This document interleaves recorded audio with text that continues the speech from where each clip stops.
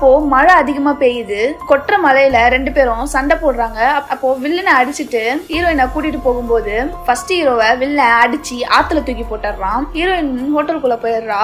Second ஹீரோவும் first hero மாதிரியே காயத்தை பார்த்துட்டு காரை பாதியில திருப்பிட்டு ஹோட்டலுக்கு போறான். ஃபர்ஸ்ட் மாதிரியே அதே ரூம்ல ஹீரோவும் வில்லனும் சண்டை போட்டுக்கிறாங்க.